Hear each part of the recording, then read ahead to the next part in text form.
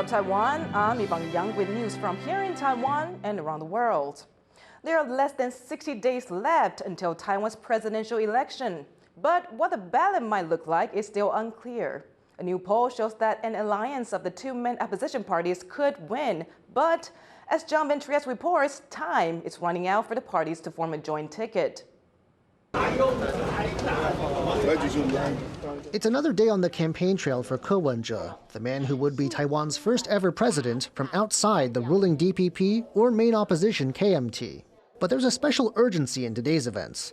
Just under 60 days from the election, the latest polls show Ko has a shot at winning, but not without help.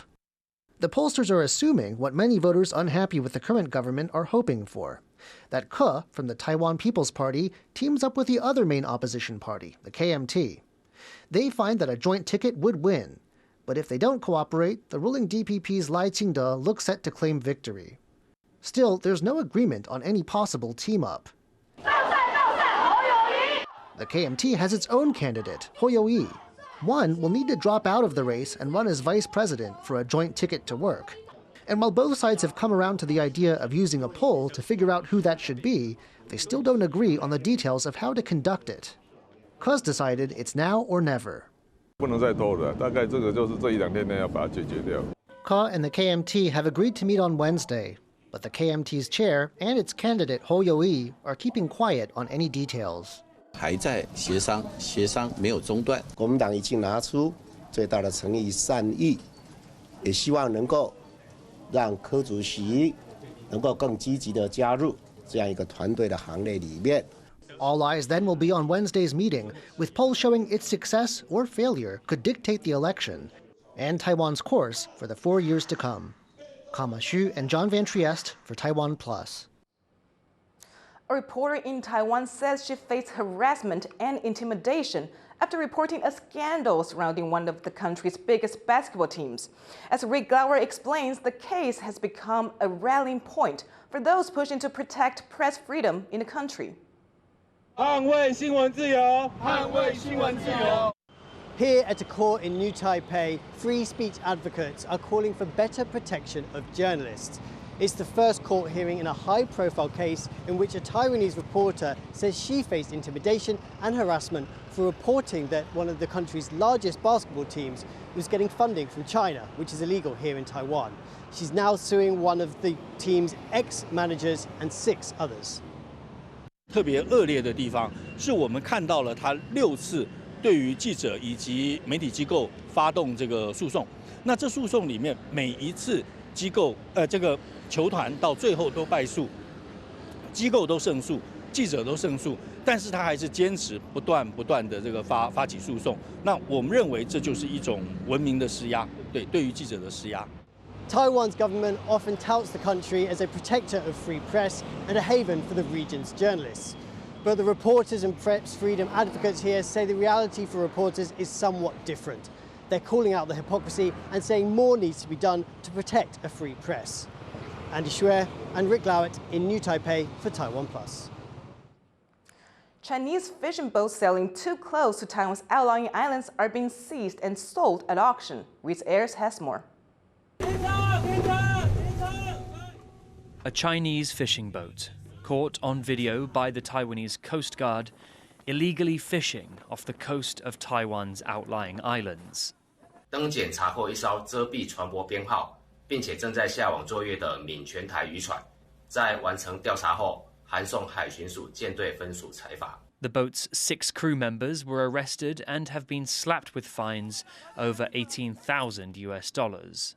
Over the last few months, hundreds of Chinese fishing vessels have been expelled from the waters around Taiwan, with 14 being detained between August and October.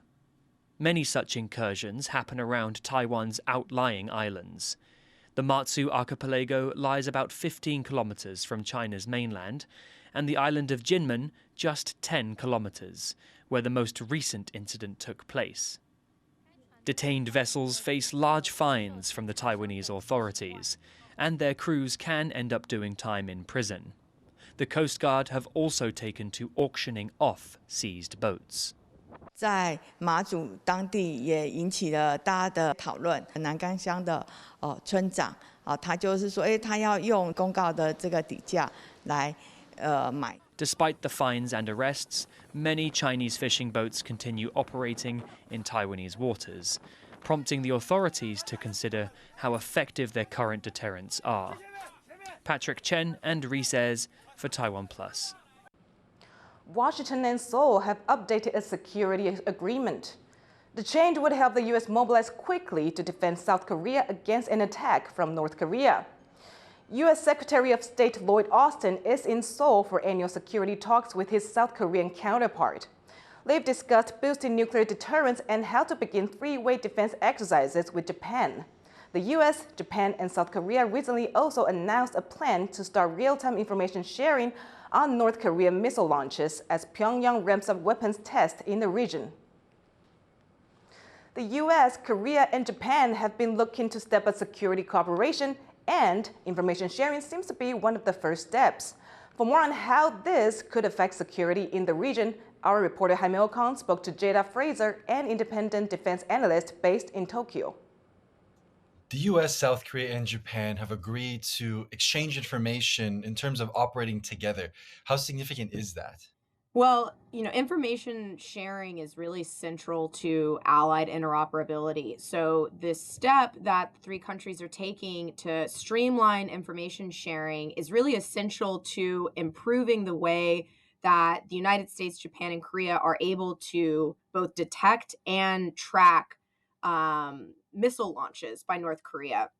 So currently, prior to this prior to the decision to operationalize trilateral early warning missile data sharing, what would happen is the U.S. would have to share information with Korea through a separate mechanism, and then share that information with Japan through a separate mechanism.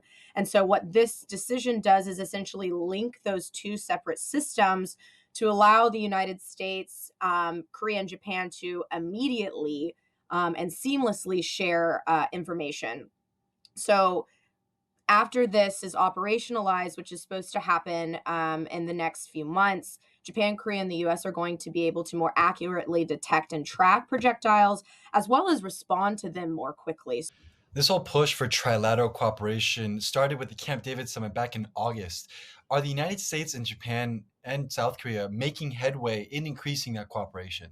So I think President Biden really hit the nail on the head when he said after the Camp David Accords, which was the historic meeting between President Yoon of South Korea, Prime Minister Kishida of Japan, and President Biden of the United States, at the end of the Camp David Accords, he said that all three countries are not only stronger as we stand together, but the world is also safer. And I think that symbolism really rings true. I think when you look at actions that countries like North Korea and China have taken to drive wedges, not just only in the U.S.-Japan alliance and the U.S.-Korea alliance, but also to try and drive wedges between Japan and Korea to try and prevent this kind of trilateral cooperation taking place. And with the U.S. pledging to be more committed and consult on regional security issues in that area, how does a country, let's say like Taiwan, benefit from increased security cooperation there? So in this commitment to consult, it doesn't narrow out and say specifically only for a North Korean missile test or something involving a North Korean security threat. It covers all regional security challenges. And so, for instance, if we think of a potential Taiwan scenario, of course, this commitment to consult doesn't obligate Japan and Korea to respond militarily alongside the United States. But what it does include is it implicates all three countries' governments to share information, to coordinate responses, and to align their messaging on a whole range of potential threat scenarios, to include a potential scenario of the PRC invading Taiwan. That was Jada Fraser, a defense analyst based in Tokyo, speaking to our reporter Jaime Ocon. APEC finance ministers have agreed to pursue economic growth in a sustainable way. At a meeting in San Francisco, U.S. Treasury Secretary Janet Yellen called on member states to transition to low-carbon energy and provide more opportunities for the disadvantaged. APEC members have affirmed a shared interest in pursuing policies that expand the productive capacity of our economies while also achieving outcomes like reducing inequality and protecting the environment. Meanwhile, Taiwan is reportedly trying to secure a one-on-one meeting with U.S. President Joe Biden at this week's APEC summit. Wellington Koo, head of Taiwan's National Security Council, said Washington and Taipei are discussing a meeting between Biden and Taiwan's APEC representative TSMC founder Morris Chang. Indonesian President Joko Widodo has appealed to U.S. President Joe Biden to do more to end the, quote, atrocities in Gaza. Widodo called for a ceasefire of the Hamas-Israel war when the two leaders met at the White House. It comes as Gaza's humanitarian and healthcare crisis continues to escalate during Israel's unrelenting attacks on the territory. Over 11,000 people have been killed in Gaza since the latest outbreak of fighting between Israel and Hamas. Israel launched a counterattack on Hamas, the militant group controlling Gaza, after they killed 1,400 people and abducted 240 more on October 7th.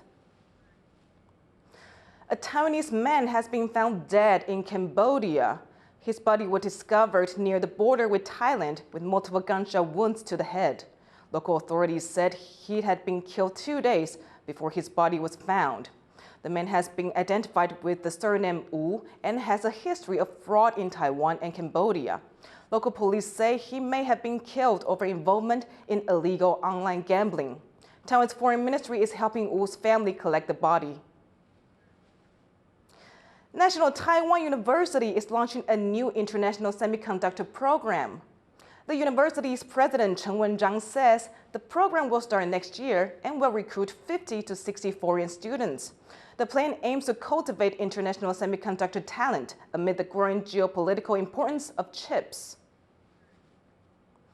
The world's largest crab is vanishing from its natural habitat, but a discovery on one of Taiwan's islands has given researchers hope. Hera Hughes has more.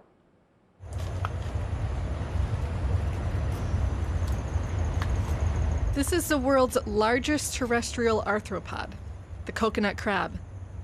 They're named after how they skillfully crack open coconut shells. But the giant crustaceans are vanishing. Conservationists point to habitat loss. 它实际上数量族群要好好维护，必须要有好的栖地。栖地这样的栖地其实也在过去的话就有一些开发。Coconut crabs are found across the Indo-Pacific. They are not hunted by other animals, but they're considered a food delicacy. Combined with the destruction of their habitat, the population is dwindling. But a recent crab survey on Taiwan's Green Island has given conservationists hope. 也不是只有看到这样的一只，看到有几只不同年龄层的椰子蟹，所以那2天在夜晚在绿岛，我们发现这样的一个难得发现的记录里面，非常高兴。Coconut crabs can live up to 60 years. They don't reach maturity until age 5. Such long lives mean the crabs have more time to reproduce, which is good for conservation efforts. It's not just people in Taiwan trying to boost the crab population. Conservationists in Japan are also doing research. 也就是说，太大的它的繁殖力比较强的个体呢，这个政府也不希望去捕捉它，所以是在胸甲长大概4公分到5.5公分这个区间内可以去捕捉，然后利用。The coconut crab is vanishing, but discoveries on Green Island and efforts across the region will hopefully ensure these creatures have many years of cracking coconuts to come. Delphine Chen and Hera Hughes for TaiwanPlus. Thank you for watching What's Up Taiwan. You can visit the TaiwanPlus website or our social media for more stories from Taiwan and around the world. Finally, have a look at the Diwali celebrations in India. I'm Yvonne Yang. Take care, and I'll see you next time.